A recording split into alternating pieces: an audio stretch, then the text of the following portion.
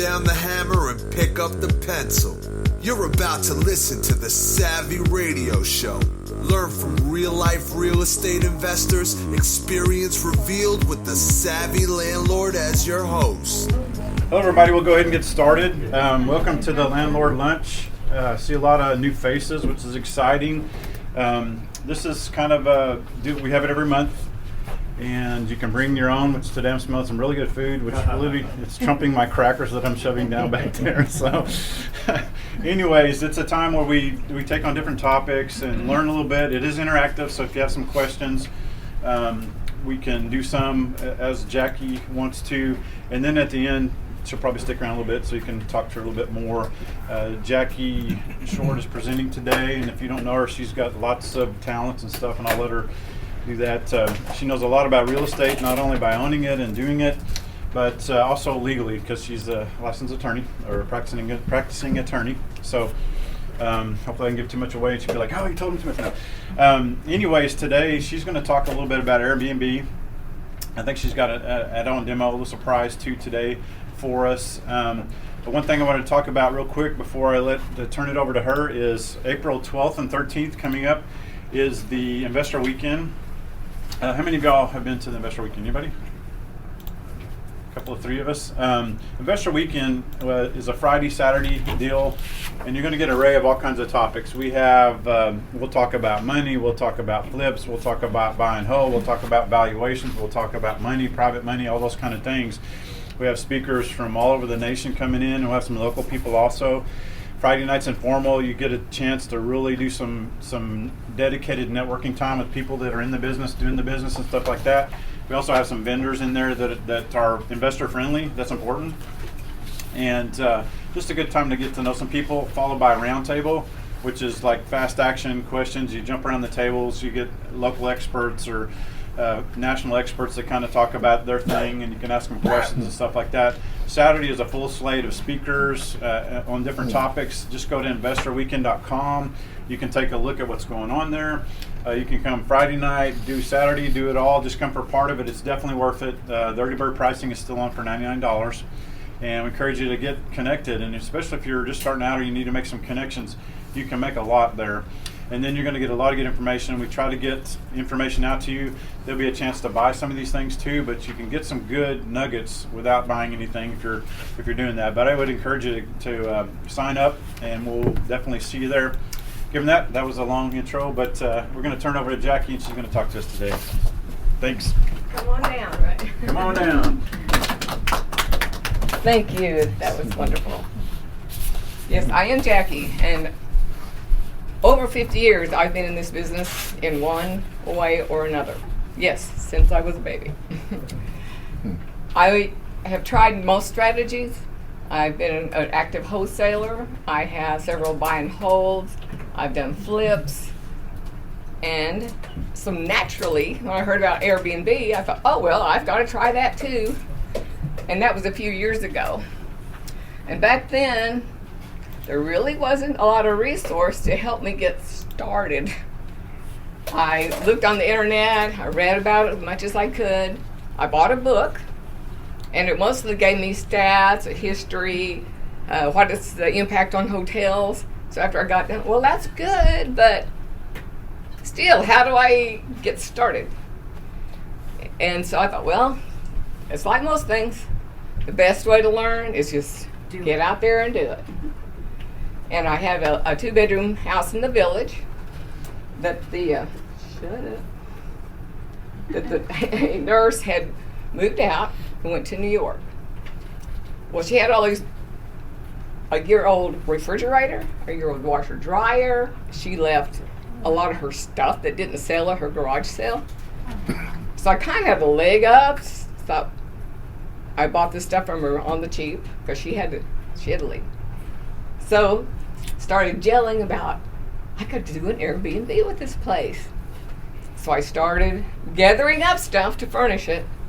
And lo and behold, I furnished it about halfway with extra stuff from my own house.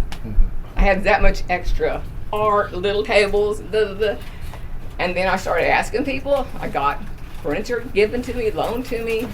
I started doing estate sales and garage sales, and It just kind of came together. But I didn't realize the full impact of all the stuff you have to have in there and the importance of the reviews and all this good stuff. So I kind of learned the hard way, and as I was going along, I was making all these notes. Well, the notes kind of jailed into the handouts that I've got here. So I didn't have this when I started. I had to kind of go on my own.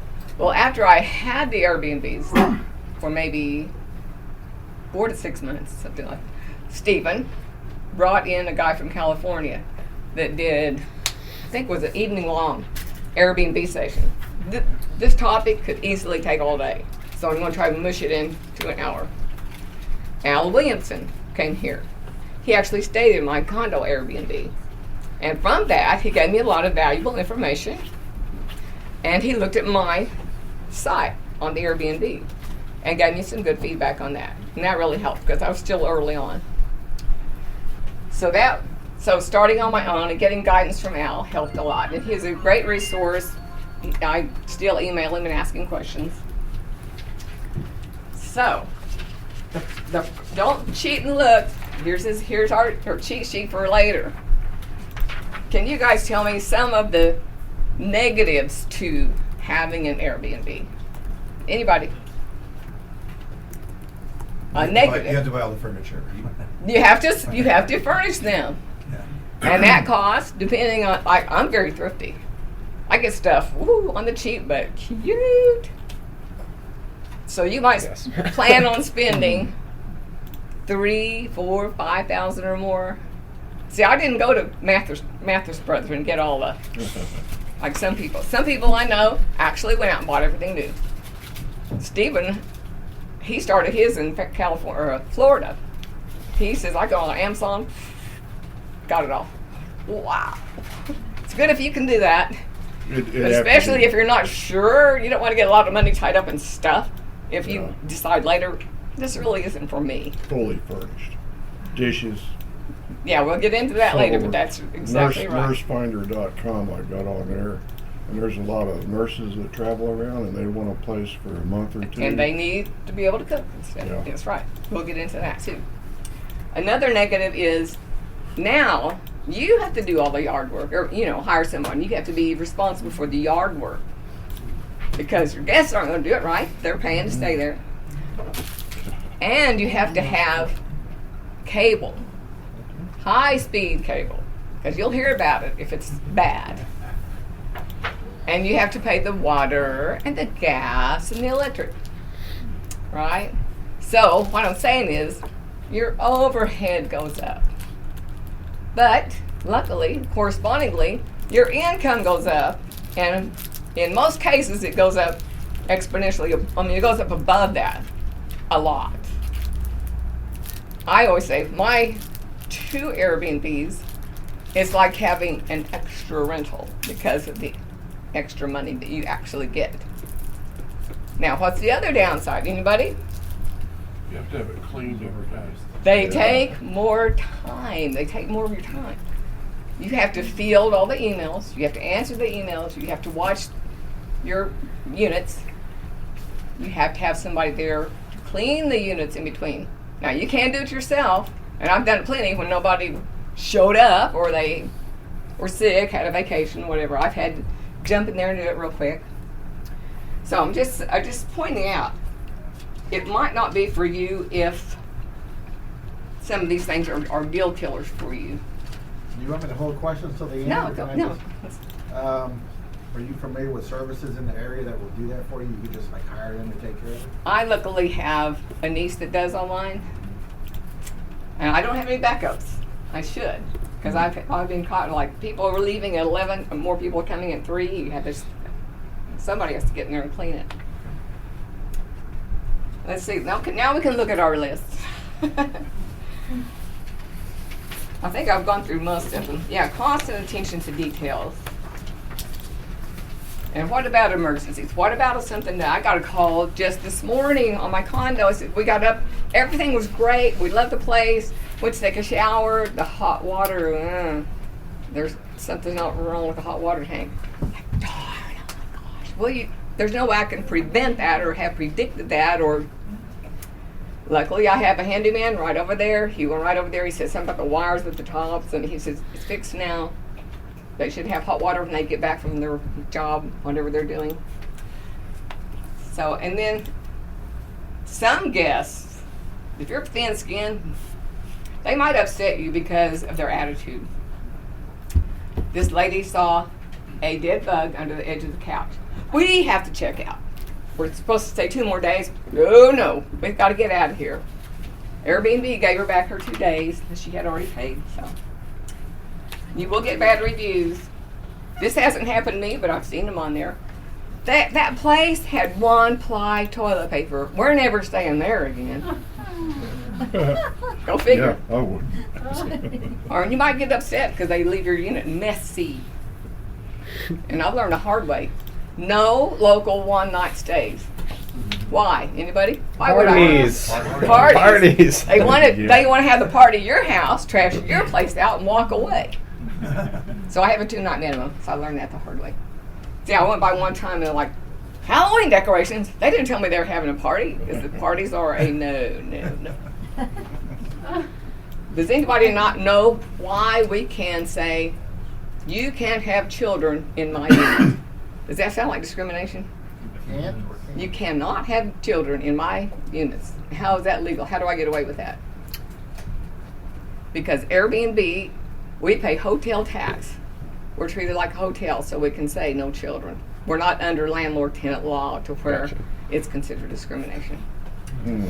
You can say, and I have a no pet policy. Occasionally I see a water bowl left. But if I can smell it, I'm going to turn them in. Now, what's the upside? Let's talk about the good side for Airbnb. Anybody? More money. I've already said, yeah, more money. And you know what? I've had my places out there for almost 3 years. They still look great. They get frequent cleanings. They look as nice as, you know, when you have a tenant that moves out after 3 years, what do they look like? Yeah. Oh my God, we got to gut it and start over practically. But your Airbnbs will stay nice. I mean, they'll also hold their value because they're staying very nice. I like it because there's no collection problems. I don't have to evict anybody. Airbnb collects, they put it right into your bank account when the people check in. You like that? They collect the hotel tax. They remit it. You never have to worry with it. And people go on the internet. So do you have to advertise your place? No. You don't have money spent on advertisement. You can put it out there if you want to on your own. But your bookings come through the internet. Airbnb does that really well. They do, yes.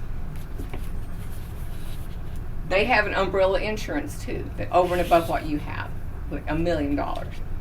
If somebody burns your place down, trashes it, whatever. Now I've heard some bad stories that they don't fully come through on that. Don't know from personal experience. Is there deductible? No. The only one, maybe your own, but not as far as Airbnb. Okay. Now, what do they charge you for all this? 3%. 3%. That's not bad, is it? I think it's a pretty good deal. And you know what? I've met some pretty nice people. That's another upside. Now, I've talked about bad people. There's most of them, like 90% of them, plus maybe 95%. They're going to be nice people. They're going to appreciate your unit. They're going to appreciate all the amenities you put in there and all the trouble you've gone through for them to have a nice stay. Just doing some research, I saw something that said you should expect a 70% occupancy rate. Is that what you're seeing? I am. Maybe even a little bit better. And I talked about here on that first handout about some of the options. We'll go through those later on. I'm sorry, and you mean 70% of the month? Yes. Right? Okay. January was slow and then it just picked right back up. Sometimes I've had 90%. I have people frequently checking out in the morning, other people checking out in the afternoon. It's not uncommon. Do they pay extra for checking out late? They better not even ask because I probably got somebody coming in and we need to clean. And sometimes they say, can we stay? And I'm like, if nobody's coming, sure. Or they want to check in at noon and it's supposed to check in at 3. If it's clean and ready, fine. They don't pay extra. Okay, we're going to get into some ideas about your unit. You need to have a guest book that tells about the unit. And mine even gives like local shops that are right around there, like restaurants. There's a Walmart close by. There's an Ace Hardware. There's a donut shop. There's coffee. There's always kind of things right around there. And I try to put in. I've got kind of a stack of stuff that I got at the. What do you call it? Anyways, it tells all this stuff about junior. Or no. I put all these brochures in there, booklets and stuff like the Cowboy Hall of Fame, the museum, where the features are, stuff like that. You can give them a lot of stuff because sometimes people ask me, "Oh, my wife's coming and my daughter. I want to tell them some stuff to do around town." So I'm like, what you do is just when they get there, look in those little brochures. There's plenty of stuff there to do, so I don't have to try to regurgitate that every time. Okay, this is what I did recently. I put Keurigs, and they love it. Now I don't have to, the Keurigs with the single cup, Keurig coffee cup. Wow, People like that, and I have kind of a variety of those little cups that they can use. They love it, love it. So it's just another amenity. If you're really good, you'll have a local newspaper delivered there, but sometimes our papers haven't been very reliable lately. It's called Airbnb, like bed and breakfast. So initially I was putting in bagels, orange juice, filtered water, stuff like that. And most times I was noticing people didn't eat them, didn't drink. I don't eat bagels. I don't drink juice, so I was what am I going to do with this stuff? So I took that out of my listing, and no one's complained about, I thought we were supposed to have buns or something. No one said anything. And you do, like you were saying about having a well-stocked kitchen. Yeah. You have to have the pots and pans. You have to have the utensils. You have to have the plates and the bowls and everything. I've never actually Blender, toaster, crock pot. People have asked me, when I get there, can I make sure there's a crock pot? Because that's what they want. Some people ask for a blender or juicer or something like that. And people really appreciate having a charging station for all their gadgets and stuff. I understand that you could get these outlets now that have them built in, right? That would be the thing to have because people steal my little charger things. I know it's like I have none left now. This has saved me because I moved further away from my Airbnb. I used to be real close. Have a push button entry and exit. So if somebody wants to get there at midnight because their plane just landed, whatever, you don't have to get out of bed and meet them there or tell them where the hide key is. They just push a little combination. They can let themselves in. They can lock them, they leave. They love it. Here's the caveat though. You better have a hide key because if that battery goes down, they're locked out. And you don't want to get up at midnight and go down there with a key. So you can have a lockbox hidden somewhere. You can have a hide key hidden. But that's happened to me. I was like, ask me how I know. Are you changing that lock then? You can change it. You can change it Every time frequently. they go up, or- Yeah. okay. And in the last handout is a detailed list of cleaning procedures for your cleaning person. See, I didn't know about that, and then I was having to critique and I prefer to have the blinds open when you leave. I prefer to have the bed made a certain way. Make sure this, make sure that. Check the cleaning supplies. See if we're low on something. So now I have a list. That really helps. Do those people go through your checklist and go down it? Yeah, they'll tell me, we need toilet paper, we need whatever, paper towels. And so I said, well, you go get them, I'll reimburse you. I'm not going to go. You know how much time that would take me? About an hour and a half to go take toilet paper over there. Okay, now we're going to get into what? Oh, just a second. Look, I think we're through this one. We need to hurry because we're running out of time.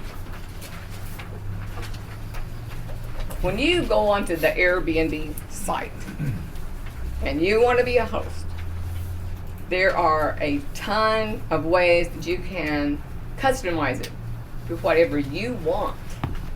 And that is so helpful because it gives you all these options that you can live with. Somebody else has a totally different idea about it. And you go down these basically forms. Tell them how you want yours to be. And some of the things that you can decide on. First of all, you need to have a nice little description of your unit that kind of tells something about it. My condo, I call it mid-century marvel because it is decorated with mid-century theme. And I found that it's always good to have a theme. Kimberly has units in Lawton. She's got one that's like totally Western. She's got one that's more on the cowboy type side. And she's got one that's rustic. But they have a feel, a theme. And that's good when you have your unit out there and you're describing your unit. And you're putting your pictures on there. All this is a cohesive picture of your unit. You can upload your pictures. Now, Lucas tells me there's not a way right now to do your 3D virtual tours. They are responsive. They'll probably have that on there pretty soon. Yeah. When you go on there, you can decide, do you want people to instantly book your unit or do you want to vet them out? You can take, if you've got the time and the inclination, you can look at every single request and say, I don't want them. I do want them. So that's nice. I have mine on instant booking because I have the 2-day minimum. But I have it set to where if they don't have any good reviews, they have to ask me. And then I can look at theirs and say, oh, because they've got bad reviews. I don't want that person because people say to tear it up, the whatever. Or they have, they let a little dog, they had a dog in there and they weren't supposed to, or they did this and they weren't supposed to. Do you have carte blanche to just dismiss you will not get downrated in any way if you turn people down. It's just kind of, but they did a study recently that showed that people were discriminating if your name was like, I don't want to say, but if it sounded ethnic, those people wouldn't get as many bookings, accepted bookings, as somebody whose name was like Jennifer or something like that. Gotcha. And I don't know how you would stop that. Yeah. But they even took pictures of people, lightened them, Wow. and then darkened them, and the lighter person got more accepted bookings. So you don't can have- pretty much reject for. So I don't know if you noticed recently, but they before somebody books, if they just message you, you don't get to see their profile picture until they actually book. Oh, see, that's a way to prevent. And they've even changed people's names to ethnic to white sounding and trying to gauge, are people doing that? What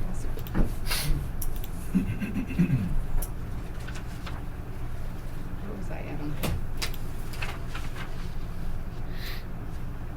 On your there's a calendar that comes up on your booking, and it'll show you where you have the bookings and where you have your gaps. If you say I have some relatives coming to town, I can block off certain days for them so nobody can book those. So you have a lot of control on your calendar. You can also, now this is something I haven't done, but you can also, at the same time, you can put your listing on VRBO, HomeAway, or some of those other sites, but the calendars don't mesh. So you have to make sure you don't do double bookings. Because Kimberly had a couple of deals like that where she had double bookings. She's like, oh, my daughter did this, and I was doing that. And so luckily they had like 3 or 4 units, so they got the people into their other units. I've been canceled by Airbnb hosts that double booked on other sites. Yeah, So. see, it's a problem. I don't have time to watch it myself. Now, the other thing is you can designate a co-host, which I have, and if you have somebody like my niece has time, she's married, doesn't have a job, so she can monitor the cleaning aspects, she can monitor the reviews and the responses to people. A lot of times she'll know what the answers, or else she'll say, I don't know what to say to them. So we'll have that conversation. But for the most part, I don't have to do that. Excuse me. My listings are on HomeAway and Airbnb both, and they do sync. They do now? Ours do sync. Okay. Yes. And I what don't about, have- which I two don't- do you have? HomeAway and HomeAway. Airbnb. Do you know? and can Do you know sync. Verbo syncs? HomeAway HomeAway. goes to VRBO. I think they like. So how do you Or how do they something like that. how that person double book? I don't know. Because Kimberly's got that problem. Maybe it's new. When I put them in, I was able to have them sync. That'd be so great. Immediately. if Do you they find get that you one- get quite a bit more? I mean, like I get- 70% plus. I get about 2/3 through Airbnb and about 1/3 through HomeAway. That's pretty good. So it's worth it to have it on both. I like it. I like it. Cool. The other thing that I've had recently, because of these people that leave over a bug and stuff like that. Oh, and these young girls, they booked my condo, and then they said they had to leave because it wasn't a gated community, which I never said it was. And they said there was a fixture in the kitchen that had 3 bulbs, and one of the bulbs was burned out, so they had to leave. And Airbnb is like, no, we're not giving you a refund. These are stupid reasons.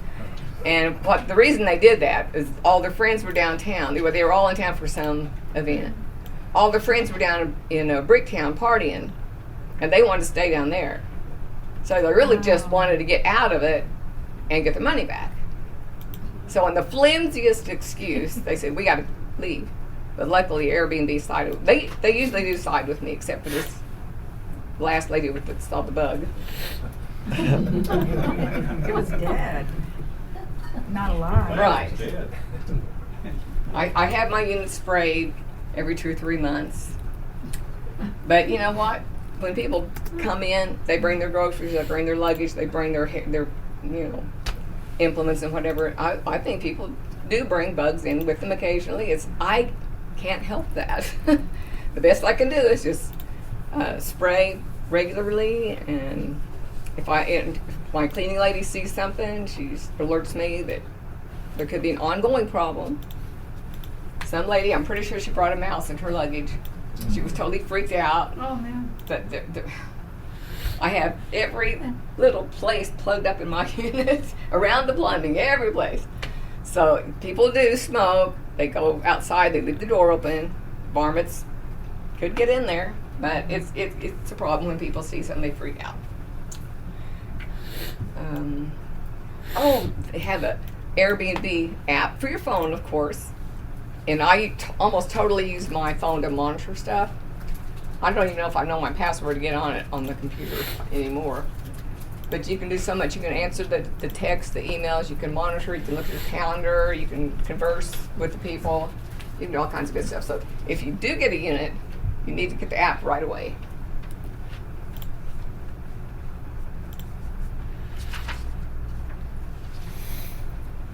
In Airbnb, you live and die by the reviews. Like I was telling you, people will give you a bad review of the toilet paper, or the pillows aren't comfortable, the bed, just the tiniest of things. I got only 2 complaints in almost 3 years that the sofa wasn't very comfortable. So I actually got a different sofa. Haven't heard any complaints about it, so I guess it's okay. But as soon as people gripe, I pretty much do whatever. People said the living room TV was this size, and they said it's kind of small. So I put it in the bedroom. I got a bigger one right away because I didn't want to hear that again. But if you are really, really good, you will get a super host badge, which I have all the time. I always have that because you have to have so many 5-star ratings, and there's a criteria for it. But the reason you want that is because when some people go onto the site and they're searching, they don't want some crappy place. They'd rather pay a little bit more and get something that they know has been vetted out, that Airbnb says is high quality, that the people who have been there and stayed there have also agreed it's a high quality place with nice amenities and things like that. So if you get enough good reviews, you will get your super host badge. And so when people search, they will search limited to those people who have that badge. So you're going to float to the top. Is that good? So just looking in Oklahoma City Airbnb, I'm seeing pricing from like $50 to maybe $85, and every once in a while you'll see $100 plus a night if it's a really nice place. Is that it's Oklahoma City. For one thing. Okay, here's the thing. Yeah. With Airbnb, you set what you want. If you set it too high, you won't get any bookings. That's your problem. Yeah. If you set it too low and you get the dregs and they tear it up, that's your problem.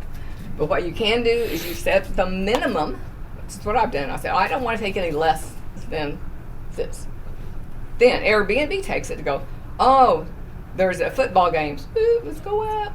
There's a holiday. Ooh, let's go up. Oh. So they're monitoring that and trying to get you the best price Okay. if they can at the time. So when people say, well, how much are you getting tonight? Well, I really don't know.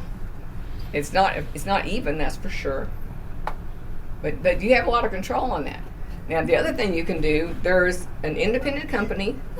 They will take control of it for a fee. And they do a little bit better of knowing the conventions that are in town, other stuff that's going on, and they'll do that for you. But it costs. But you might make it back in better return. What is the name of the company? I don't know the company, but it's probably easy to search and find. Also on Airbnb, another good thing is it keeps track of all your financials. And you can look at it any time. How much have I made to date? How much have I made this month, this week? You can do it on almost any parameters. And the beauty of it is, in December, and you want to go do your taxes, or in September, when you want to do your taxes, that was a joke. You can just bring it up, spit it out, give it to your accountant. Here's my income. Now you'll have to get your expenses, of course, but it tracks all your income and everything. So that is a marvelous thing to me. Okay. Anybody have any questions about? Yeah. What would you consider a good area to open up an Airbnb? Well, that's a good question because I was looking kind of at their metro map. There's a high concentration, as you would expect, in Bricktown, Paseo. Those are hot spots, and you will get really good bookings at a good price. Now, mine, where I started them off kind of as an experiment because there was not very many dots there. I thought, it's either because it's untapped or because there's no demand. And how would I really know that? Unless you try. So, yeah. And since they both are staying booked real well, I guess the best kept secret, there is demand up there. Where's up there? Coyle Creek in the village, Okay. northwest. Okay. Yeah, probably, I think somewhat because of the hospitals and there's some of the employers there. Yeah, that was my idea behind it. Because I have like 3 major hospitals around my property. It'd probably be good. Yeah, and one thing I haven't tried but I'm tempted is the traveling nurses. Because they stay, Oh, yeah. and they're for sure. Integris has like campers set up in their parking lot for people that come into town.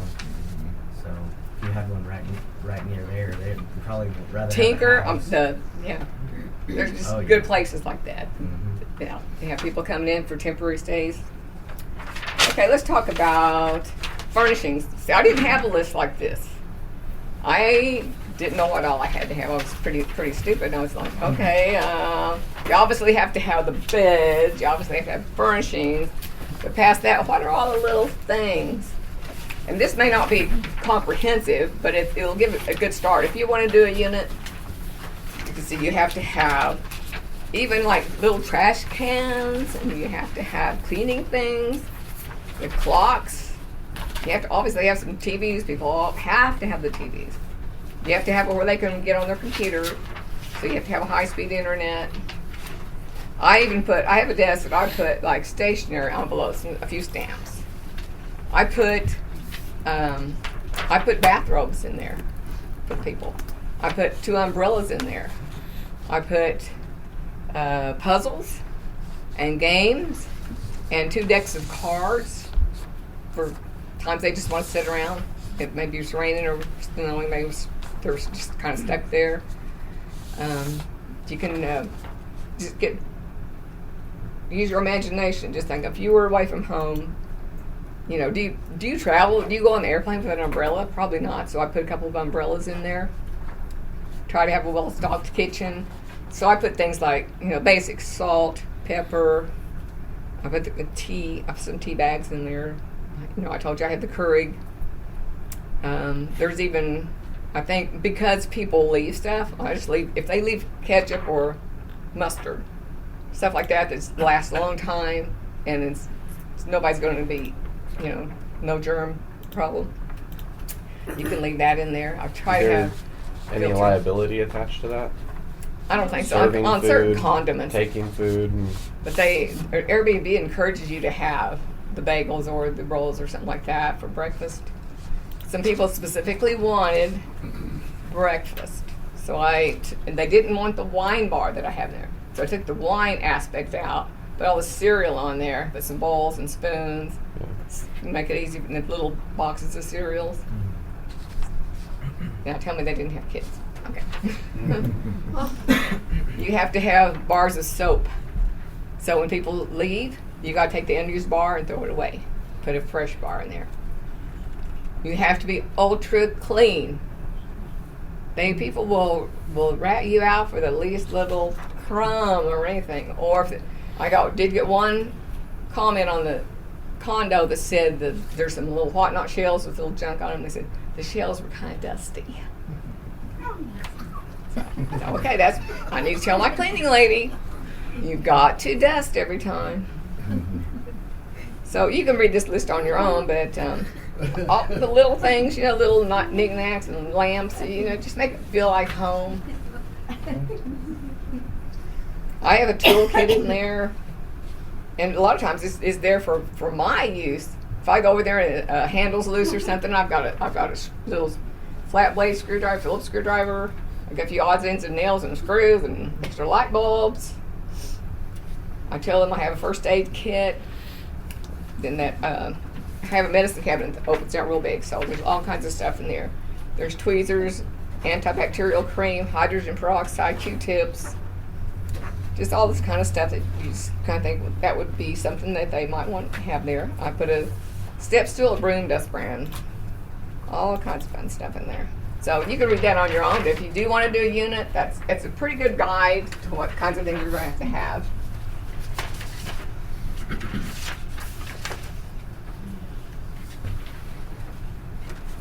I have a question. Sure. If the guest is still the largest activity, what would you do? Say that again. If the guest is still the largest activity. If they steal something? And then they said they did not do that. No, that's pretty. You just tell Airbnb. They will get on there. And they probably, most people don't want to risk having a bad review for one thing. So people are pretty nice. They leave them pretty nice. I mean, you have the occasional problem person, but most of the times people leave the unit very clean. Some people will strip the bed. I don't require them to strip the beds or do the towels. Kimberly makes her guests do the towels. Are we allowed to put the security camera in the hallway? I don't think so. No security camera. Like stealing towels from your hotel room. What have you had anything missing? No, You told me no, one well, thing you were missing. I think somebody broke something and just threw it away. I got a silly question. Now, Yeah. what is air mean? I think it's referred to when they first started. They had air mattresses that they blew up and they rented or something. Oh, That- it's bed and that's what breakfast. I thought air was because it was internet, but they Yeah. said no, it was because of air mattresses. That's just okay. Yeah. Doesn't mean anything. Now remember, I said that you will need a guest letter. Actually, you should have a 3-ring binder and have all kinds of stuff in there. I didn't have this to go by when I did my unit, so this is what I concocted on my own. You're free to, you know, you can plagiarize it or use it or not use it. But these directions have to already be on your website. How to find your place. Because I've had people calling, I'm lost, I can't find it.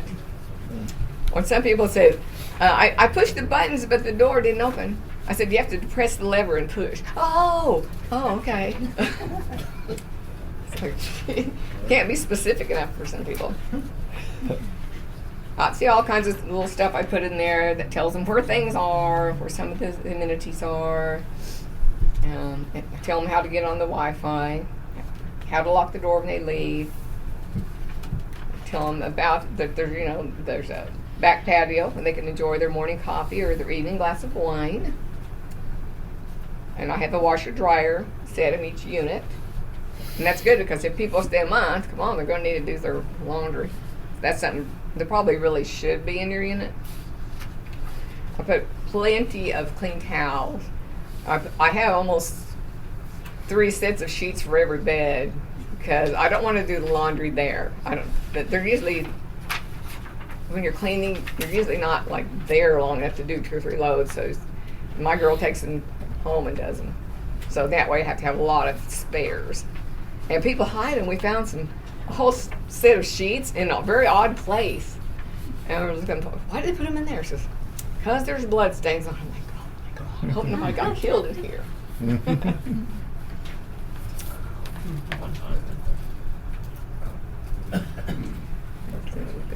Oh, no, my condo is right across the street from Brahms.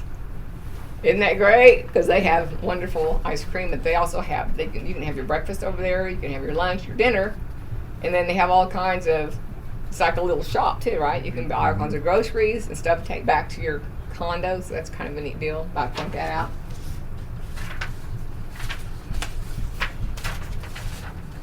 And here's just another flyer that I've created to put in my guest book. Like I said, the little 3-ring binder.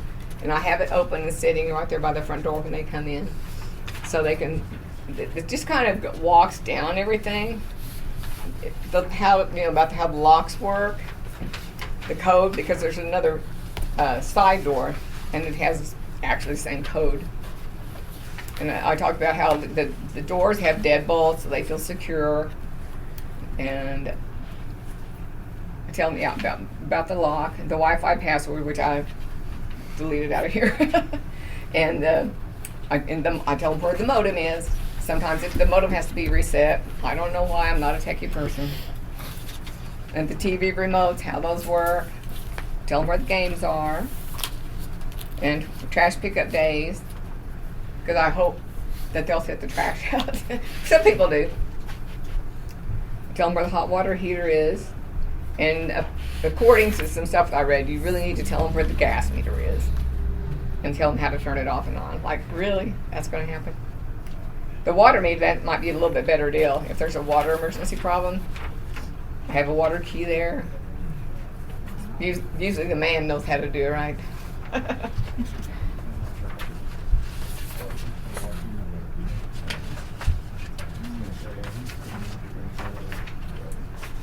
Is there any questions about the guest book?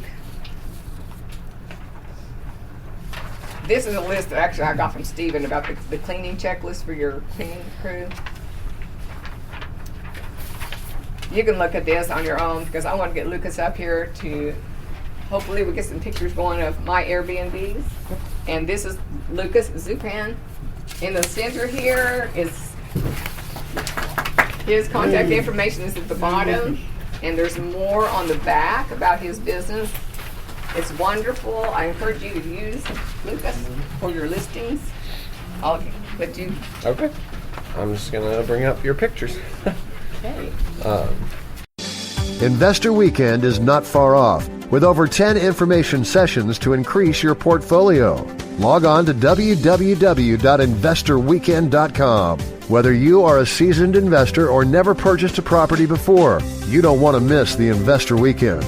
Join us for a powerful, knowledge-packed weekend with over 10 informational sessions that are bound to enlarge your real estate investments.